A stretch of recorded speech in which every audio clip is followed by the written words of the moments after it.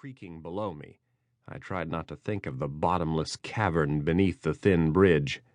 I climbed a jagged little ice hump, swinging my axe above it, biting in and pulling myself over what I assumed was the fracture line, and breathed out deeply, chuckling grimly because I knew everyone else now had to cross.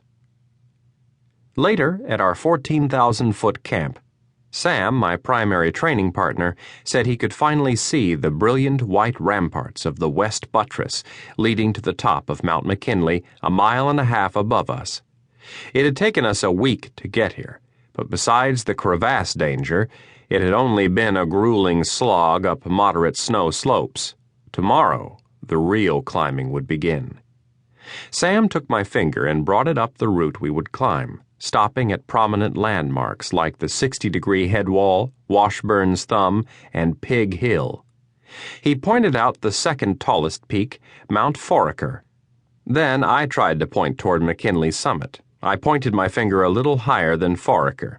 "No, higher," Sam laughed. I raised my finger. "Still higher."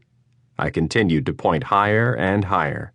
Finally, I pointed so high, I imagined I was pointing at the sun. "There," Sam said, his voice softer and deeper now. "There's the summit of McKinley." That is when I felt the stubborn fear washing over me, beginning in the pit of my belly and slowly seeping into my fingertips, making them tingle. All my life, fear had nearly paralyzed me. Rock climbing outside of Phoenix had definitely provided a healthy dose of fear, my one hand palming a precarious finger lock, while my other hand scanned across the rock face, desperately searching for the next hold.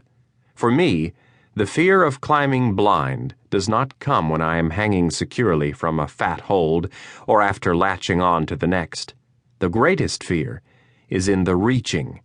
At that moment, when I have committed my body and soul to finding the next hold, when I am hoping, predicting, praying I will find what I am seeking. But it isn't all fear. Despite the pain and frustration of going blind, the death of loved ones, the loss of my eyes to glaucoma, none of it had been enough to stamp out the hope. A delicate strand of hope balanced by fear, each keeping the other in its place. It was on the top of one of those rock faces when Sam suggested we try something a little bigger. "Maybe Mount McKinley." I had immediately said yes, and the decision had been like another reach into the darkness, the greatest reach of my life. That afternoon in the blazing heat, we built snow walls around our campsite. I knew about McKinley's legendary cold, but no one had told me about the heat, reflecting like a mirror off the snow and burning my eyeballs through the leather flaps of my glacier glasses.